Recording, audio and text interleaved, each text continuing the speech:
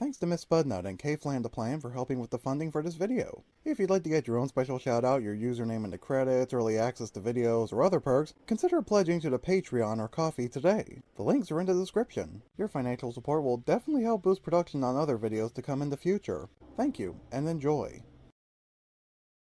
Well folks, here we are at the finish line again. Struggles were had by all, only for this vicious cycle to start up again and again.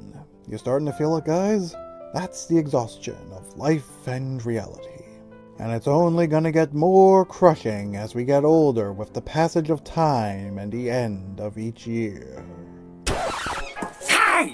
You Ohio noob! Haven't you learned your lesson? You're not allowed to act all dramatic and stuff at the end of the year or any time. What are you, some kind of leftist goblin? I swear to God, you need to learn to get a life, or else you're just gonna... Timothy? Oh, good riddance for that. And to think I'd never hear the end of that obnoxious lad screeching. Well, for now, anyway. Oh. Hey, Garrett. Hey there, Nunian. Good seeing you today. Yeah, sorry for my abrupt entrance, but I had to shut that guy up. You know how he gets sometimes. He was bothering me too, and I'm sure he was bothering you at the same time. Oh, well, thanks for that. I can't stay too long. I've got my own projects to take care of, and hey, I'm sure you have your own special for this occasion too, so I'll leave you to your own devices. Have a happy new year, my friend, and a good last day to 2025 for you. Oh, thanks. And happy 2026 to you too, hopefully.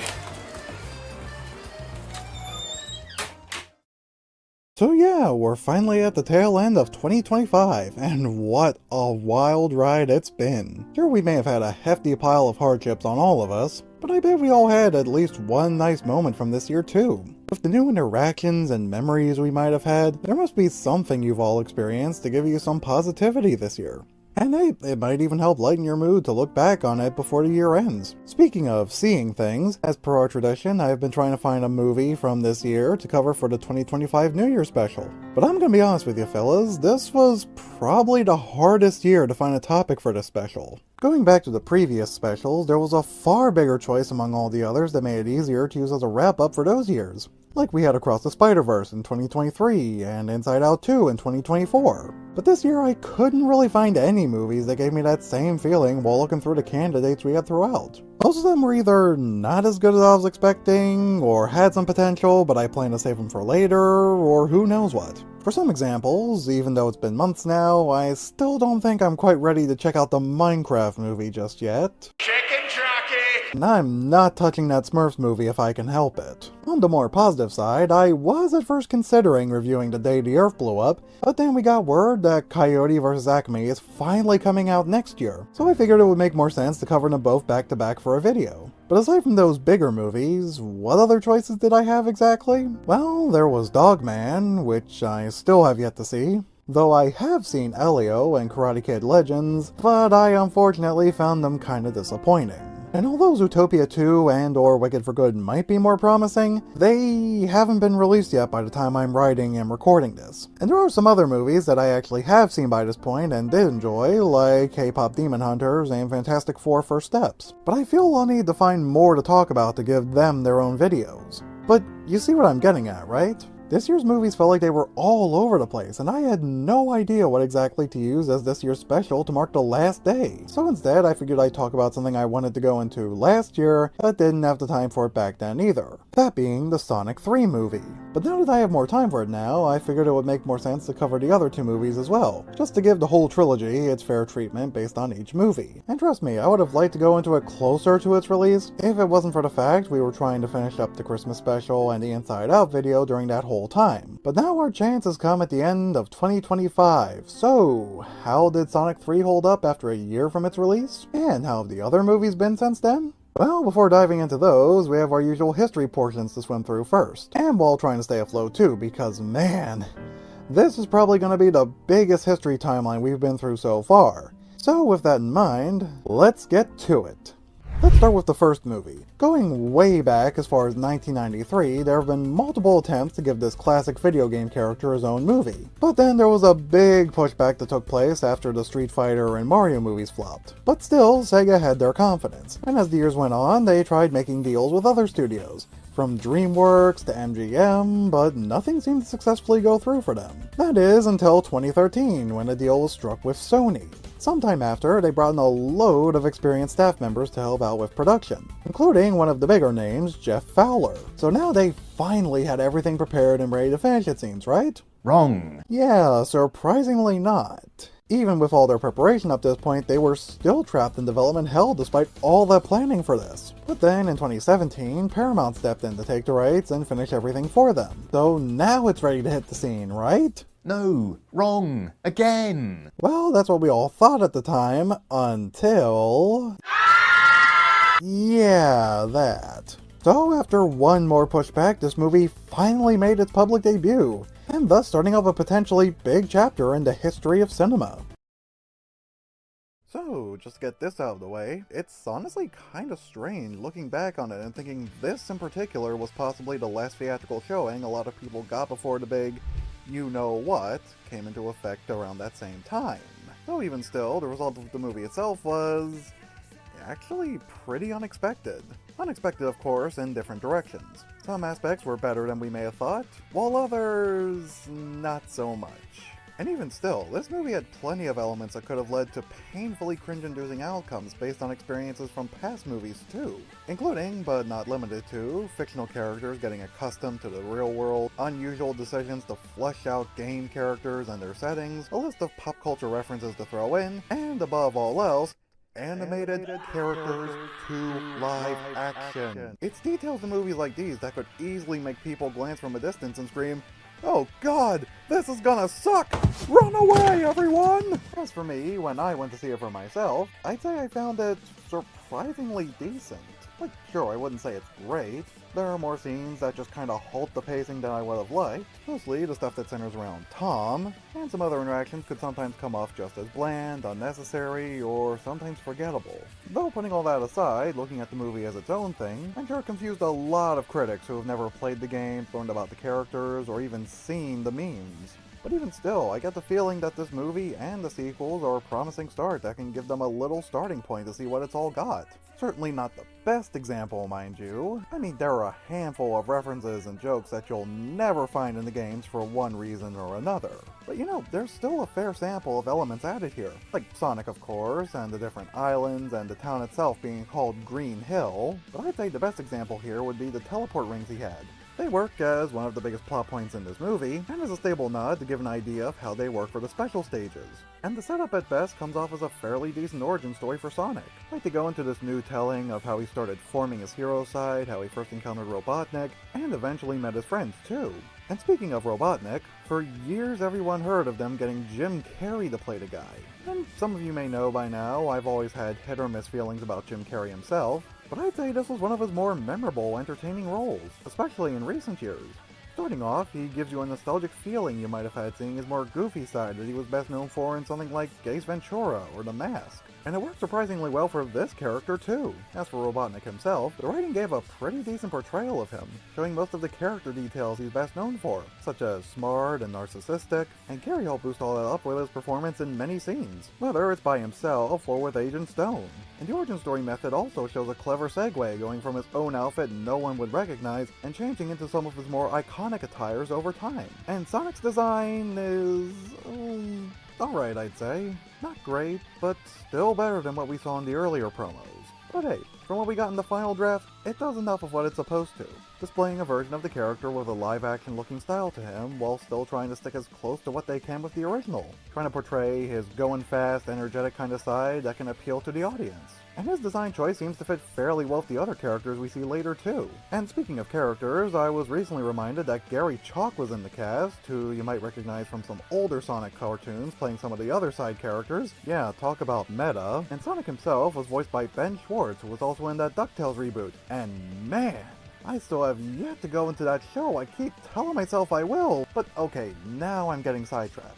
So while this movie may not be what everyone may have expected, I'd say at the very least it did a somewhat decent job establishing the whole atmosphere, as well as most of the characters and setting up their own origin for Sonic and the others. Maybe not the best, but hey, they had to start somewhere. And boy, did they ever go places from here, because the sequels would end up leading to more surprises over the next couple years.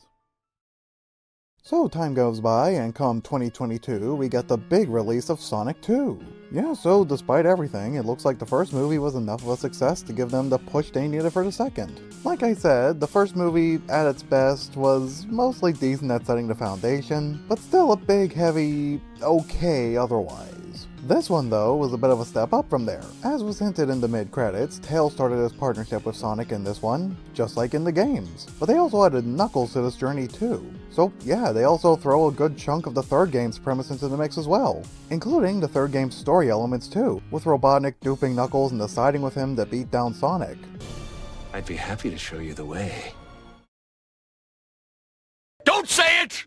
Already, it may seem like a lot, especially when compared to the first movie, and yet it still works well with everything else. As a nice connection too, they brought in Tails' voice actor from the games, Colin O'Shaughnessy, as, well, Tails himself. Again, clever. And they brought in Idris Elba as Knuckles, a surprising choice for sure, but he fits well here too, playing off the fight now, think later kind of character Knuckles tends to be known for. So there's already more of a use from the more familiar characters to balance the story out on Sonic, and a link to some of the more original decisions too, which extends further by slipping in that story branch with Longclaw and the Master Emerald, which was also slightly hinted at in the last movie with the attack of the Echidnas. Yeah, I know I said a lot of decisions like these were confusing earlier, but now it looks like there's a bit more stability here to let more of it go to stronger roots. Speaking of which, Tom had a more focused story in this one too, so that was a definite smooth improvement. Like, yeah, sure, he had things going on in the first movie, of course, but with everything else going on, it could end up easier to forget what was happening in his life to begin with. Even still when they gave him a handful of his own scenes, but this time they seem to have found more of a stable balance to that, as well as an improved balance on the pacing too, as his time away from Sonic also helps the story take a break from certain scenes, so it's not all action and suspense through the whole thing. And as a result, we get a decent back and forth of the fights and chase scenes to more of a laid-back comedy side and giving Tom more of a chance to expand on his character. And speaking of the human side, there's more of a story given to Rachel and Maddie too, as they're trying to work together to save everyone from Walter's trap, also leading to a segue where they gain his trust and support from the gun agency. Or do they? So there was side development added in other ways you might not have expected here too. And again, Robotnik makes his return, or Eggman, whatever we're calling him now, and still with that enjoyable Jim Carrey charm. It makes sense now that he'd want to go this insane route toward world domination after getting practically destroyed by this hedgehog and losing everything from Gun all at once. And his interactions with Agent Stone are just as charming and amusing as last time, all with a few bonuses with Knuckles and other jokes added on the side. And it all helps build up to the big fight with the Eggman mech and leading to that whole Chaos Emerald introduction and supersonic stuff in this narrative. There was certainly a lot more to get out of this movie than the first one, and a lot more to enjoy on its own. Though are there any criticisms I'd give it? Well, there's the talks that Sonic and Tom have. Some make sense, like, responsibility on the hero side he has, but there are also times he has a father-son kind of talk, which, yeah, I guess it's made to be cute. But I don't know, I thought it was kind of unnecessary given everything else going on. The talk about responsibility seems fine enough on its own. And while it's not as necessary, I would like to see them play around with visuals a bit more. Like maybe seeing a joke thrown in where they're pixelated or in their older 3D Sega graphics. But still, they threw in enough cute smaller winks around the games anyway. Like Sonic getting the bubbles for air and Stone's Cafe being called Mean Bean, which... yeah, okay, I see what they did there. So yeah, there was quite the leap from the first to second movies already. But what about the third one? How was that one handled? Well...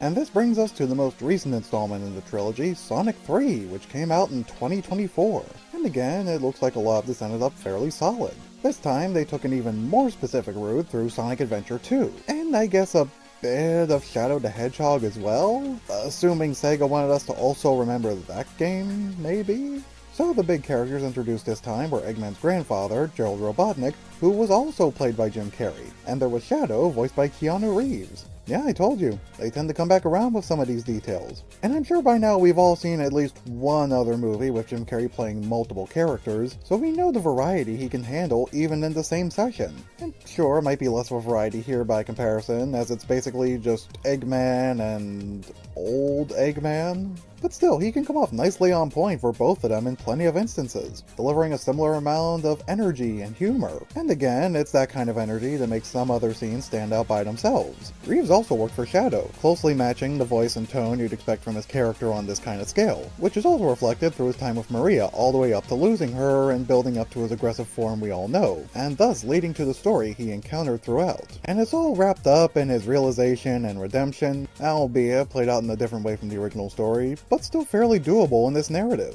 As for the criticisms in this one, while I did enjoy the Sonic Adventure elements that were added, I can't help but think there were still chances for other cameos or an extra scene thrown in for one or two extra details a lot of the fans may still remember. Like, yeah, they had the overall story arcs we all know from the game, like the Eclipse canon, Gerald ending up as a traitor, Shadow and Maria's bond, and some of Live and Learn, which I'm so glad they used that song. But personally, I feel they had room to do a bit more with this. Like, maybe they could have had a quick fight scene with the Egg Golem, or maybe included him in some kind of montage or whatever. Either that or some other boss or location they could have slid in or mentioned. It would have helped balance this all out better with some of the more unusually out there references they added this time. 1.21 gigawatts.